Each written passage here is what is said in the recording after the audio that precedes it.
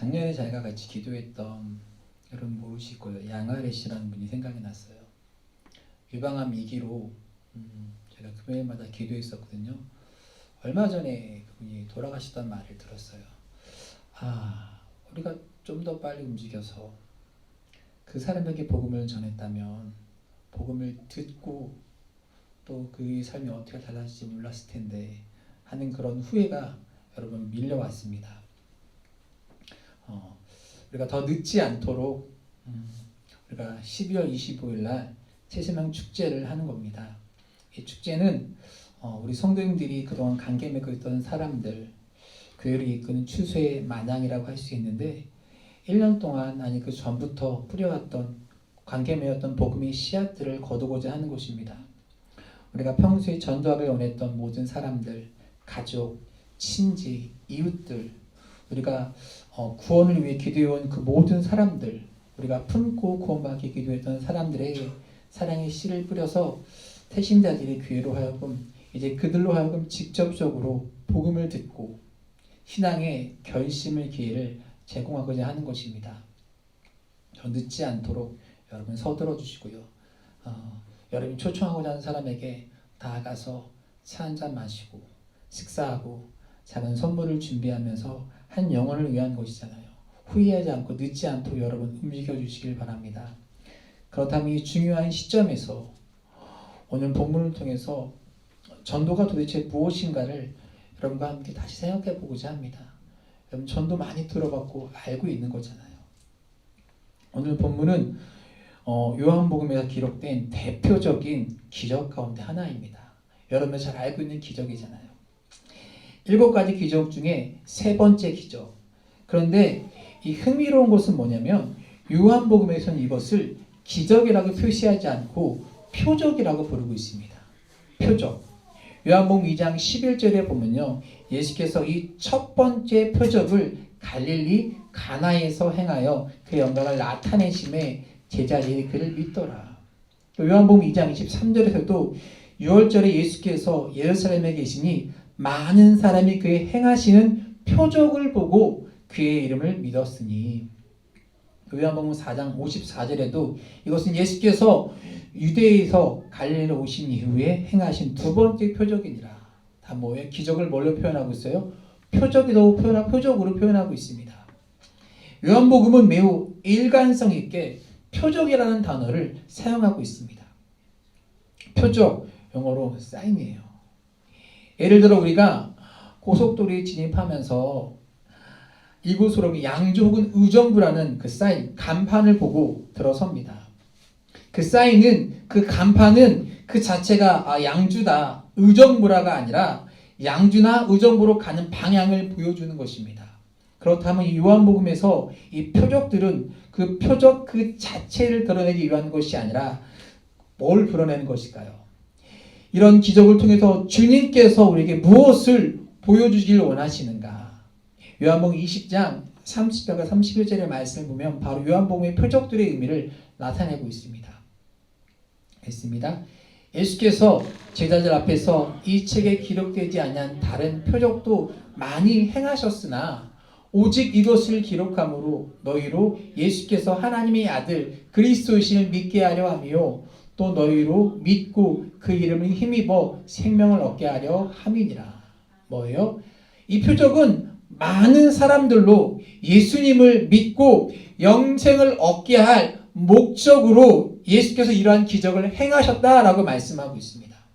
그러므로 성경의 기적, 특히 요한복음의 기적들을 연구할 때 우리는 이 사건을 통해서 믿지 않는 사람들이 예수님을 통해서 영생을 얻는 것, 곧 전도가 어떤 것인지를 이해하고 그 안을 이해하는 관점에서 이런 기적들을 우리가 바라볼 필요가 있습니다. 그렇다면 오늘 본문 이 표적을 통해서 우리가 배우는 전도의 교훈은 무엇이겠습니까? 우리가 전도한다는 것은 여러분 무엇을 의미하는 것일까요? 여러분 그동안 교회를 다니면서 10년 넘게 또 모태신앙을 다니면서 수없이 많은 전도에 관한 말씀을 들으셨을 것입니다. 여러분 알고 있을 것이에요. 근데 오늘 본문을 통해 우리가 나누고 있는 첫 번째는 이것입니다. 뭐래요? 예수님의 시선으로 이웃을 바라보는 겁니다. 오늘 본문을 이렇게 시작한 1절부터 3절 읽겠습니다. 그 후에 유대인의 명절이 되어 예수께서 예루살렘에 올라가시니라.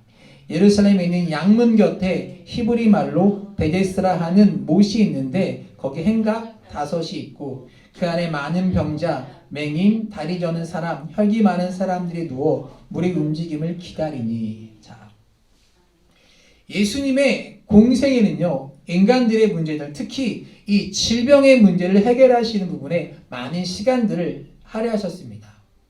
오늘 본문 바로 전에는요, 첫 번째 기도를 행하셨던 가나에 들으셔서 왕의 신하의 아들의 병을 고쳐주셨어요. 그리고 유대인의 명절을 맞아서 예루살렘에 올라가셨고 그곳에는요 많은 병자들이 모여있는 베데스다라 하는 곳에 다다르게 되었습니다. 오늘 본문에 보면 양문 곁 곧 히브리 말로 뭐라고요? 베데스다라는 못이 있었습니다. 그런데 성경이 뭐라고 설명하면 각양각색의 환자들이 모여있다라고 설명하고 있습니다. 어쩌면 우리 인생의 현장을 보여주는 듯합니다. 모든 인생의 문제들의 집합소, 모든 인생의 아픔과 어려움과 힘듦이 모여있는 곳입니다. 그런데 그곳에는요, 문제를 해결한 사람보다는 뭐예요? 해결의 열망을 가진 사람들이 더 많았고요. 특히 38년이나 문제를 해결하지 못하고 고통감이 있었던 한 남자가 있었습니다. 사람들이 그렇게 그곳에 모여있는 이유를 오늘 성경 4절 이렇게 설명하고 있습니다. 4절 볼게요. 이는 천사가 가끔 못에 내려와 물을 움직이게 하는데 움직인 후에 먼저 들어가는 자는 어떤 병에 걸렸든지 낫게 되밀어라. 자, 가끔 천사가 내려와서 물을 동하게 움직이게 하는데 그 순간에 먼저 들어가는 사람이 병이 낫는다라는 이야기가 있었어요. 우리가 여러분 베데스다라는 뜻이 어떤 말인지 아십니까? 베데스다의 뜻이 굉장히 의외의 뜻을 갖고 있어요. 베데스다란 말은요, 자비의 집 혹은 은혜의 집이라는 뜻을 갖고 있어요. 어떤 집이요? 자비, 은혜의 집이라는 뜻을 가지고 있습니다. 그런데 이 은혜와 자비라는 것이 모든 사람에게 열려있는 것이지만 환자 가운데서도 가장 먼저 움직일 수 있는 사람 혹은 자신을 도와줄 수 있는 도와줄 수 있는 사람이 그 사람에게 기회가 제공되는 것입니다. 이름은 자비와 은혜지만 누군가보다 먼저 기회를 포착해야 하는 경쟁의 장소, 혹 누군가의 기회를 빼앗을 수 없다고 생각하는 그런 무서운 장소가 베데스다였습니다. 어쩌면 그곳에 모인 모든 사람들에게 하나님의 은혜와 자비가 필요했기 때문에 그곳의 이름이 베데스다였을지도 모릅니다. 어쩌면 우리가 만나고 전도하고자 하는 사람들은요, 하나님의 은혜와 자비가 필요한 사람들입니다. 그들은 모두 주가 필요한 사람들입니다. 그런데 오늘 본문을 읽으며 그려지는 이 상황은요, 자비와 은혜하고는요 아주 거리가 멀었던 그런 상황들을 보고 있습니다. 요즘으로 이야기한다면 병원 응급실 같은 분위기입니다. 아수라장이에요. 여러분 응급실 가보셨습니까? 가보신 분 있어요? 네, 저는 구급차에 실려 가본 적도 있어요. 요로결석으로. 너무 아팠어요. 정말 아팠어요. 은서도 태어나고 전이니까 15년도 더 된 일입니다. 아침에 일어났는데 배가 아파서 너무 아파서 구급차를 불러서 실려갔어요. 근데 너무 아파서 나 좀 봐달라고 하는데 여기저기 환자가 많으니까 나 좀 봐달라고, 나 아프다고, 너무 아프다고. 근데 안 오는 거예요. 한번 보더니 아직 괜찮냐고 가는 거예요. 제가 그때 응급실에서 가장 센 진통제를 맞았거든요. 그래도 아프더라고요. 근데 나를 좀 먼저 봐줬으면 좋겠는데 응급실에 온 환자들 누구나 그런 생각할 것입니다. 나 좀 봐달라고. 지금 내가 제일 아프고 내가 제일 힘들고 내 병이 제일 심각하고 나 무섭다고. 그래서 주변에 있는 다른 사람들을 돌보고 바라볼 여유가 없어요. 쟤는 왜 왔나? 그럴 여유가 없어요. 누군가라도 아는 사람이 있다면, 누군가가 나를 도와줄 사람이 있다면 그런 좋겠다는 절박함이 있는 그곳이 바로 베데스다였습니다. 아니 그 정도로 표현은 다 설명되지 않는 장소. 응급실로 환자들로 넘쳐날 때 저 사람만 아니었으면 내가 더 빨리 치료받을 텐데, 저 사람만 아니었으면 내가 빨리 도움을 받았을 텐데, 그런 지옥과 같은 장소가 베데스다였을 것입니다. 왜? 모두가 다 경쟁 상대니까 내가 빨리 들어가야 하는데. 또 오늘 본문이 시작하는 말에 명절이라고 시작하고 있습니다. 그날이 6월절이었는지 감사절이 나와 있지는 않습니다. 명절이 되면 사람들이 굉장히 많이 모이는 시기입니다. 가족들이 모여서 정답게 이야기를 하겠죠. 그런데 그곳에는요, 38년 동안 병 낫기를 기다리는 그 사람에게 명절은요, 행복한 날이 아니었을 거예요. 참 괴로웠던 날입니다. 설렘과 기대의 시간이 아니라 아픔의 시간입니다. 환자의 아픔도 아픔이겠지만 여러분 38년이나 이 환자를 돌봐야 했던 가족의 마음은 더 힘들지 않았을까. 우리말에 긴병에 뭐 없다고 그러죠? 효자 없대잖아요. 어쩌면 이 환자 38년 된 환자는요, 가족조차도 등을 돌리고 나 몰라라 하고 했을지 모르는 그런 환자입니다. 얼마나 외로웠을까요? 근데 가만히 생각해 보면요, 우리 인생이라고 하는 것이 참 해결하기 힘든 문제를 안고 살아가는 그런 생각이 듭니다. 살아가고 있다는 생각을 해요. 우리 스스로 그럴 만한 능력이 없는 것입니다. 오늘 본문 4절 다시 한번 볼게요.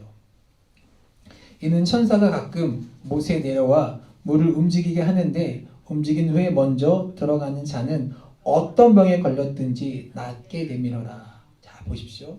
근데 이 성서학자들에 의하면 이 말이 실제로 존재하는 것이 아니라 그런 소문이 있었더라, 그런 설이 있었더라. 아마도 암 환자나 심각한 병에 걸린 사람들은요, 지푸라기라도 잡고 싶은 그런 심정에 가진 사람들입니다. 이들에게 여러분 이런 소문이 들리면 이들에게 뭘까요? 마지막 희망이었어요. 그래서 어떤 면은 인생의 막장에서 마지막 소망을 두고 찾아온 사람들의 절박함이 느껴지는 곳이 바로 베데스다입니다. 요즘 흔히 불치병을 앓고 있는 사람들에게 내가 무엇을 먹었더니 좋아졌더라, 그런 말이 돌면요, 어떻게 해요? 글로 몰려드는 겁니다. 찾아가는 거예요. 거리가 아무리 멀던 상관없어요. 찾아가요. 살고자 하는 열망 속에서. 요즘같이 이 시대에 내가 뭘 먹고 살이 빠졌어, 그 얘기만 들어도 야단법석인데, 물이 동할 때 먼저 들어가면 불치병이 난다는 소문이 얼마나 사람들의 마음을 요동하게 했을까요? 많은 환자가 있었지만 오늘 예수님이 특별히 38년간 앓고 있는 환자를 주목하셨어요. 오늘 5절에 보니까 거기 38배 된 병자가 있더라. 예수님의 기적을 보면 참 이해할 수 없는 일 중에 하나인데, 기적이 모든 사람에게 같게 일어나진 않습니다. 거기 환자가 참 많았는데 왜 한 사람에게 예수님의 시선이 머물렀을까요? 왜 그 사람이 기적의 주인공이 되었을까요? 어쩌면 그 사람의 그 마음의 아픔이 예수님의 시선을 끌지 않았을까? 38년 된 환자. 우리가 조금만 생각해 봅시다. 2000년 전에 38년이면요, 당시 사람들의 평균 수명을 생각한다면 38년은요, 거의 인생을 다 산 거예요. 38년이라는 세월은요, 그 사람 인생에서 거의 전부가 아니었을까. 평생을 뭐로 살았어요? 병으로 살아가는 것을 보면서 어쩌면 죽는 것보다 못한 시간을 보내지 않았을까. 그런데 오늘 제 마음에 들어온 말씀이 있었어요. 6절 볼게요. 6절에 예수께서 그 누운 것을 보시고 병이 벌써 오래인 줄을 아시고 이르시되 내가 낫고자 하느냐. 예수님께서 보시고 아셨다고 성경은 말합니다. 아주 흥미로운 것은요, 주님께서 그곳에 찾아와 그들의 문제를 보시고 38년 된 환자의 아픔을 아셨지만 그런데 주님을 바라보지는 않았다는 것입니다. 그들이 38년 환자가 있었지만 이곳에 많은 환자들이 모여 있었지만 주님께 눈길 한번 주지 않고 오직 그 연못만 바라보고 있었어요. 그 베데스다 연못이 동하기를 바라보면서 주님께는요 눈길도 안 주는 거예요. 어쩌면 우리 인생의 모습 같습니다. 지금 우리들이 바라보고 있는 것, 우리 인생의 문제를 해결해 줄 것 같은데 내가 그 사람을 그렇게 믿었는데 그 사람이 내 문제 해결되지 못하고 돈만 있으면 문제가 해결될 줄 알았는데 돈이 내게로 오지 않고 한 번만 내게 기회를 더 주면 내가 잘할 수 있을 것 같은데 그 기회가 내게 찾아오지 않는 것입니다. 마치 많은 사람이 로또를 사고 허망한 꿈을 꾸는 것처럼 사람들은요 자신들의 문제에만 집중하지 문제를 해결할 수 있는 근원에 대해서 바라보지 않습니다. 성경에 보면요 너희가 생수의 그런 대신 나를 버렸다고 말해요. 그래서 터진 웅덩이를 파고 있는 것입니다. 예수님이 어두운 세상에 빛으로 오셨지만 빛을 받아들이지 않으므로 이 세상은 여전히 캄캄한 것입니다. 감사한 것은요 세상의 주님을 바라보지 않고 하나님의 은혜를 받아들일 준비가 되어 있지 않은데 주님은 이 땅에 친히 찾아오셔서 관심을 보여주시고 우리에게 물으셨다는 거예요. 베데스다에 찾아오셔서 베데스다가 진정한 은혜와 자비의 못이 되는 순간입니다. 예수님이 찾아오는 그 순간 그것이 진정한 은혜와 자비의 못이 되었습니다.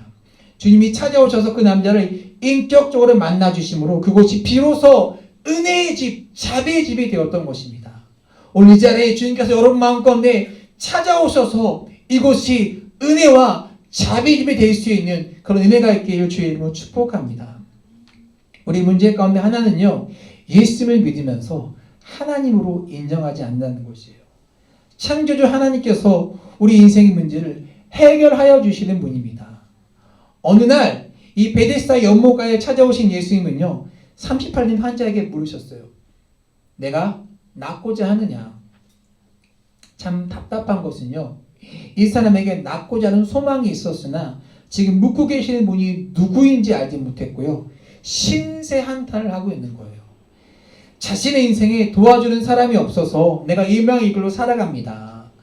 단순히 이 환자에게 도와주는 사람이 없었다는 것뿐이 아니라 삶을 바라보는 태도가 문제가 있었어요.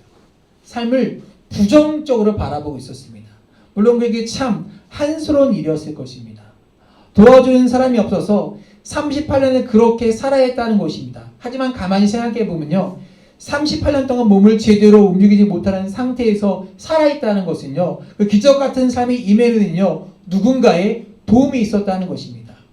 제대로 움직이지 못하는 그가 살아 숨쉬고 먹을 수 있었다는 것이 혼자 된 일이 아닙니다. 그를 사랑하는 가족들의 보살핌이 있었고요. 아니 그 시간을 보내며 생명을 연장할 수 있었던 은혜와 더불어 그 자리 곁으로 예수님이 지나고 계셨다는 것을 생각하면 그는 참 복된 사람입니다. 그런데 주님을 만난 그 자리에서 그는 불평하고 있습니다. 6절과 7절 말씀 볼게요. 예수께서 그 누운 것을 보시고 병이 벌써 오래된 줄 아시고 이르시되 내가 낫고자 하느냐? 병자가 대답하되 주여 물이 움직일 때에 나를 못에 넣어주는 사람이 없어 내가 가는 동안에 다른 사람이 먼저 내려가나이다. 그의 삶이 예수를 만난 것이 은혜이긴 하지만 지나온 그의 삶이 그렇게 긍정적이지만은 않습니다. 38년 동안 나를 도와준 사람이 없었다는 것, 어쩌면 예수님이 아니고는요 그를 구원할 손길이 없었다는 생각이 들기도 하고요. 그는 얼마나 오랫동안 자신보다 먼저 못에 내려가는 사람들을 바라보면서 원망하며 불평하며 짜증내고 살았을까요? 예수님의 1차적인 전도의 대상자들은 언제나 이런 사람이었습니다. 그러나 이들의 육체의 질병을 앓고 있는 사람으로만 국한하면 안 됩니다. 영적으로 보지 못하고요. 영적으로 걷지 못하고 영적으로 움직이지 못하는 사람, 마음에 상처 입은 사람, 교회를 잘 다니다가 교회에서 상처 입고 실족한 사람, 그들은 하나님을 떠난 게 아니에요. 교회를 떠난 사람들, 교회에서 상처받고 아픔에서 떠난 사람들이야말로 예수님의 터치를 기다리는 가장 중요한 관심의 대상이었습니다. 또 우리가 관심을 가지고 바라봐야 할 대상이기도 합니다. 우리의 삶의 마당 저 건너편에서 주님의 그 자비와 은혜를 기다리는 이웃들이 여러분 보이지 않습니까? 눈을 들어 보십시오. 복음을 기다리는, 예수님을 기다리는, 예수님을 만나야 할 베데스다의 연못가의 영혼들이 여러분 곁에 있을 것입니다. 우리 주변에 그들을요, 예수님의 눈으로 우리가 바라보는 순간 여러분 전도가 시작되는 것입니다. 아멘. 여러분 예수님의 눈으로 그들을 바라보는 여러분 되기를 축복합니다. 전도가 무엇일까요? 두 번째 이것입니다. 다 같이 읽을게요. 예수님의 질문을 전달하는 것. 전도는요, 예수님의 질문을 전달하는 사건이에요. 그게 무슨 뜻일까요? 본문 6절 하반부에 보면요, 예수께서 38년 된 병자에게 무엇을 질문하십니까? 내가 낫고자 하느냐? 병자의 대답이 뭐예요? 7절에 보니까 병자가 대답하되 주여 물이 움직일 때에 나를 못에 넣어주는 사람이 없어 내가 가는 동안에 사람들이 먼저 내려가나이다. 무슨 말이에요? 자기가 뭘 움직일 수 없어서 그럴 희망도 없다는 거예요. 그런데 그에게 예수님께서 질문하신 것이 뭐예요? 내가 정녕 낫고자 하느냐? 내가 아직도 낫고자 하는 희망을 포기하지 않았니? 이 질문의 효과가 뭔지 아십니까? 이 사람에게 희망의 점화였다는 거예요. 그는 절망에 익숙해져 있었던 사람입니다. 이제는 모든 것을 숙명처럼 받아들이고 체념으로 가기 직전이었습니다. 그런데 예수님께서 질문하세요. 내가 낫고자 하느냐? 이 한 주간 여러분이 만나는 이웃들에게, 우리 태신자들에게 이런 예수님의 질문을 대신 전달해야 하는 것입니다. 당신 계속 그렇게 살겠습니까? 이제 좀 변화되고 싶지 않습니까? 질문을 받고 오면 구원받고 싶지 않으십니까?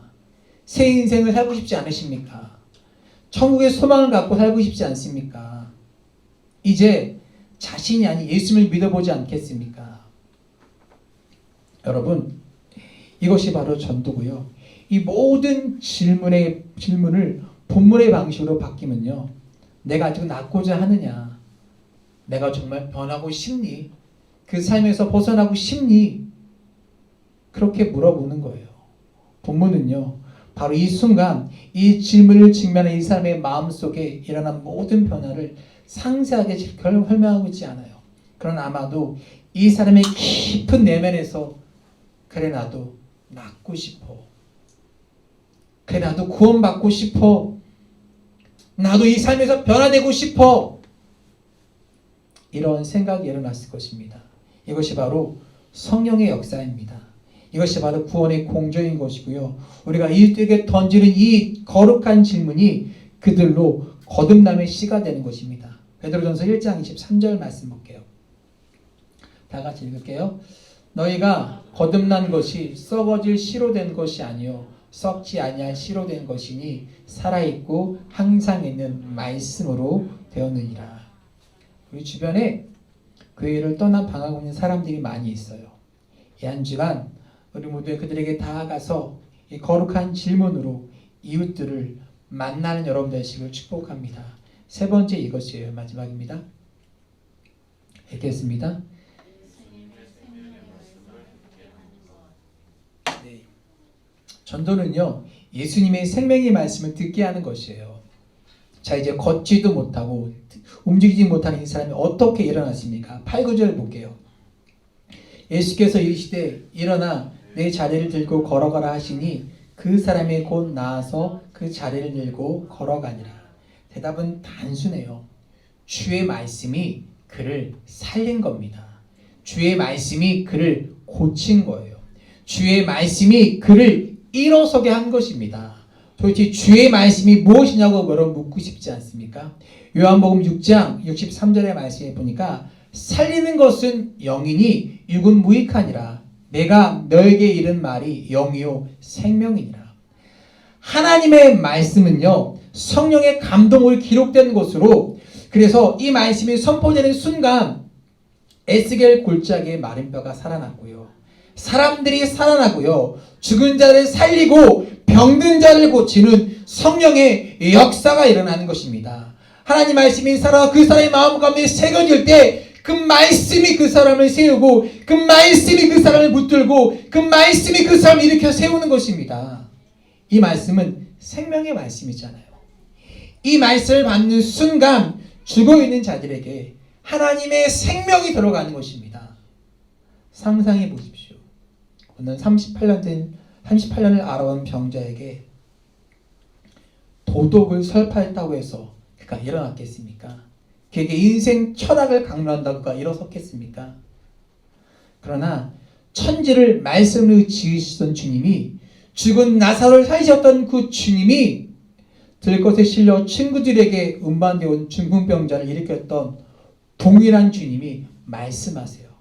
일어나 걸으라고. 우리 주변에 너무 늦기 전에 새로운 인생을 찾도록 도와야 할 이웃들이 있습니다. 절망의 세월을 계속해서 절망 가운데, 낙심 가운데, 원망 가운데 살아가는 사람이 아니라 절망의 세월을 딛고 일어나 새 인생을 걸어야 할 이웃들이 우리에겐 있는 것입니다. 이번 주 안에 제가 일을 하면서도요, 2명의 사람을 만났어요. 그 일에 아니라 낙심하고 있는 사람, 신학을 꿈꾸다가, 찬양사를 꿈꾸다가 쉬고 있던 사람들, 이렇게 세월의 절망 가운데 낙심하는 사람들 우리 주변에 있을 것입니다. 그들에게 말씀의 자리에 앉을 수 있도록 여러분 다가가 초청하시고 그들에게 생명의 말씀, 구원의 말씀을 들을 수 있는 기회를 제공하는 것이 여러분 전도입니다. 하나님 아버지의 마음으로 그들을 바라보시고 하나님의 말씀으로, 예수님의 마음으로 그들에게 거룩한 질문을 던지며 생명의 말씀을 듣게 하는 여러분 되시길 주의 이름으로 축복합니다. 너무 늦지 않게 그들에게 복음을 전하고 다가갈 수 있는 여러분 되시길 소원하며 우리 다 같이 하나님 아버지의 마음을 찬양하며, 하나님, 내가 아버지의 마음을 품고 그들을 바라보고 그들을 전도할 수 있고 말씀을 듣는 자리에 세울 수 있도록 내게 용기와 담담을 달라고 고백합니다.